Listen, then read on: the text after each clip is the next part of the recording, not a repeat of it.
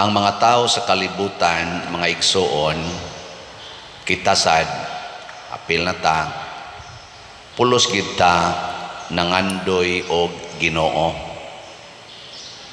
Pulos kita nangita og Ginoo.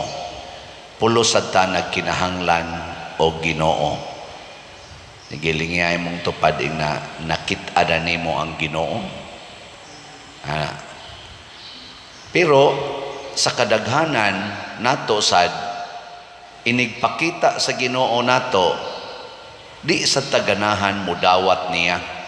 Mo na si propeta Jeremias kinsa adtong panahon nga wa pa matawo si Kristo maoy nahimong representative sa Ginoo ngadto sa mga tao, gitamay siya, gipangitaan siya paagi nga patyon.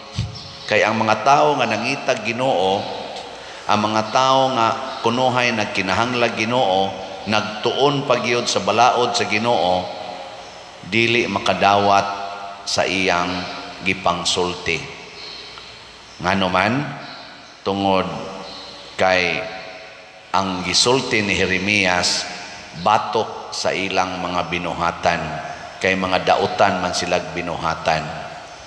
Si Kristo sa diri sa atong ebanghelyo gidumta na sad, gipangitaag paagi, ipadakop unta sa mga sundao, gipangitaag paagi aron patyon nga unta si Kristo nagsulti man sa mga Diosnong mensahe. Ngano man tungod kay mao gyapon ang mensahe ni Kristo sakit nga mabati, sakitan ang mga pangulo sa ilang katilingban, ang mga Pariseo, ang mga eskriba, ang mga pangulong pare. Ikaduhang lingi sa imong tupad na di ka sakitan sa pulong sa Ginoo. Sakit no. Labi nagmoingon ang Ginoo nga mga tigpakaaron ingnon kamo. Nindot kaayo tan-awon ang inyong naong kay kiniskisan inyong kilay, gipaputi inyong buhok, inyong naong, gipakuluran inyong buhok, porti pa ninyong mga nindutag lawas kay inyo ginang gigam og maayo, pero diha sud ninyo, muna yang gisulti sa mga Pariseo, sud ninyo na puno sa kahugaw sa inyong pagkatigpakaron ingnon, sa inyong pagdaog-daog sa mga taong kabus, sa inyong pagpahimulos sa mga ilo o sa mga kabus nga mga biyuda. Mao na giingon ni Kristo. Ingos Kristo, siguruon nato ang atong kasing-kasing. Nya sakit ba yan nga naanad na kaanang imong way of life? Ana nya human na imo sulti nimo. Prego nako gud na may mo ingon nako, joke lang. Ikaw pader ba sigyang ina nimo init among kilay nga kining among kilay is life man eh. Oo, life, ginoon ang kilay. Pero, una sa dang imong life, nahasunod pa ba sa life nga gusto sa owner of life, nga mao si Kristo. Kung sa may resulta kung magsigitag pakasala, niya ang ato ragyong otok, mao'y atong gamiton sa pagkuan kunuhay, sa paggiya nato aning kalibutana, samas mga Pariseo, kani sila dinhing naglalis, wa sila kaila nga si Kristo mao na di ay ang Mesiyas. Kay ngano man ang naabot sa ilang pagtuon, ang Mesiyas mataw sa Bethlehem, sa Judea, sa lungsod ni Hari David. Mo na sa ilang pagtuon.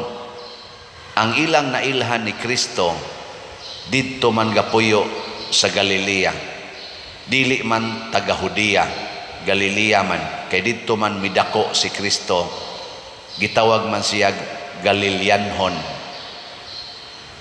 Og dito pagyud sa Nazaret, gitawag pod siya Nazaretnon. Di man siya taga Bethlehem, kay wa man siya dito motubo. Pero si Kristo dito mataw sa Bethlehem, dito siya sa nasod ni Hari David. Kaso lang wa nila makit kay pobre man kayo, dito raman sa pasungan na tao, gipangita pag yung Herodes, balhin nga to sa Ehipto, pagbalik niya, balik sa Bethlehem, naanas ang anak ni Herodes ning bakwit ngadtos Nazaret ditos northern part sa Galilea. Mao na ang resulta, si Kristo wa mailhi nga taga nga natawo sa Bethlehem. Importante ba ang atong natawhan? Importante ba ang atong kagikan? Dili. Sa pagsangyaw sa pulong sa Ginoo, ato gyung tan-awon unsay gisangyaw ug unsay gibuhat sa nagsangyaw. Di na importante kinsay iyang ginikanan, kinsay iyang unsay iyang naabot nga grado, unsa kadako ang iyang bahandi, unsa siya kasikat.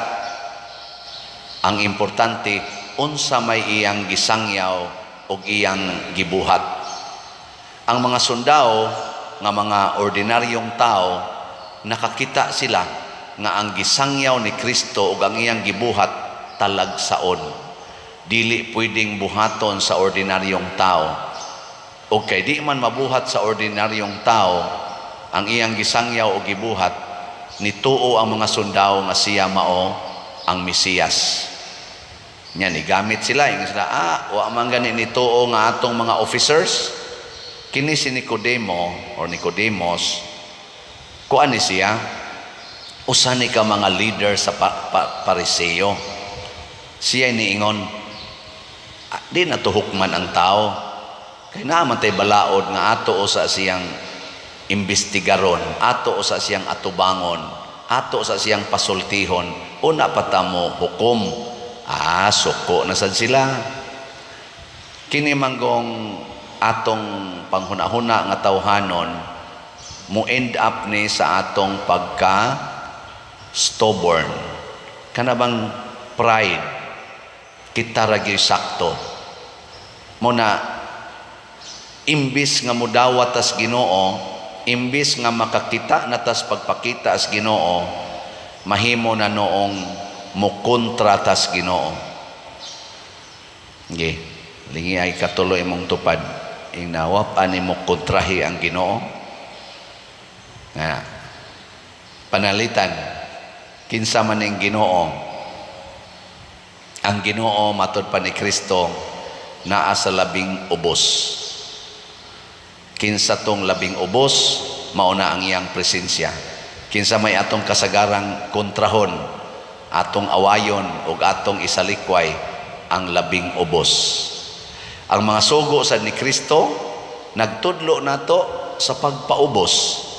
Sama pananglitan ningon si Kristo, kung kamo mga lagad ayaw mo pangayog bayad. Magpaubos kita lagad. Na kaming mga pare magpaubos ra gid mi. Sige ra gid mig misa, di mi mangayog kolekta. Nya kamo sad nga makakita pare wa man mangayog kolekta. Kung mapaubsanon sad mo moingon sad mo atong dako-dakoon atong kolekta kay kanira bas father daghan ra ba ni gibuhi, daghan ni suportahan mga scholars nya di ra ba gini siya mangayo. Magpaubos ta. Ang tao sad nga nakailag Ginoo muhigugma sas nagpaubos. Nya maligya ta din higslats kay para sa atong kumbinto kining SBF dag tag 500 ra ni pesos para sa ato karong umaabot pista o kaning atong nagkaduol na nga Holy Week o nasad tay DCHS nga slot tag 200 pesos. Magpaubos lang itag baligya ani bahalag pilay atong halin kay para manis kaayuhan sa labing ubos ug sa tibuok simbahan. Nya kamo sang nakakita Ginoo unsa may buhaton? Hatag sad. Pero kanang wa kakita Ginoo, sama dinis atong ebanghelyo, magsige ra nagsaway. Unsa may isaway ana nila? Sigbaligya, hingwarta. Amo sa ilang gisulti ni Kristo. Siging ayo-ayo ng masakiton, suoday kaayo og si Beelzebul, yawa ng tawhana, yawa na. Tinunglo na tungod kay di man mapaubsanon. Mabitaw nga ang atong salmo nag-ingon gyud diri ang atong tubag, o Ginoo akong Dios, nagadangop ako kanimo. Ang tao nga mudangop sa Ginoo, mga igsoon, mao na siya'y mapaubsanon. Kay ang Ginoo, kung mudangop ta niya, ang una giniyang isulti, isalikway ang imong kaugalingon. Dili pwede nga magpatabang tas Ginoo, unya mo insister ta nga kita maoy sakto. Lisod kay na, ikaw asawa, magpatabang kas Ginoo, pero imong awayon imong bana, ang imong pangayoon sa Ginoo nga magkahiyo sa inyong pamilya, nga ang imong bana muundang sa iyang bisyo, muundang sa iyang mga sayop, mubiya sa iyang sala, mo na imong gusto nya magpatabang kas Ginoo. Di mo sugot ang Ginoo na. Ang gustos Ginoo kung magpatabang kaniya, magpaubos ka, nga bisan ang imong bana padayon siyang bisyo, padayon sa iyang mga sayop, padayon sa iyang mga kabuang, ikaw unta nga asawa magpabiling buutan og mahigugmaong asawa nga dili sad ka mada sa mga yawanon nga kinaiya sa imong bana, aron na ay pamilya nga mobarog. Nya vice versa, mausad ang bana na sa mga asawang mga buangon kayo, may mong nga buutan siguro mo mga asawa hamong niya din na may mga buangon sad. Ang bana sad di sad mo ingon habiyaan ko ning animal adto ko ngadto, dili magpaubos yang mudangop sa Ginoo. Ginoo, tabangi taon ko nga bisag kini akong asawa murag wa na ginilami, luod na kay ni tan-aon, tabangi taon ko Lord nga makaagwanta ko aning luod.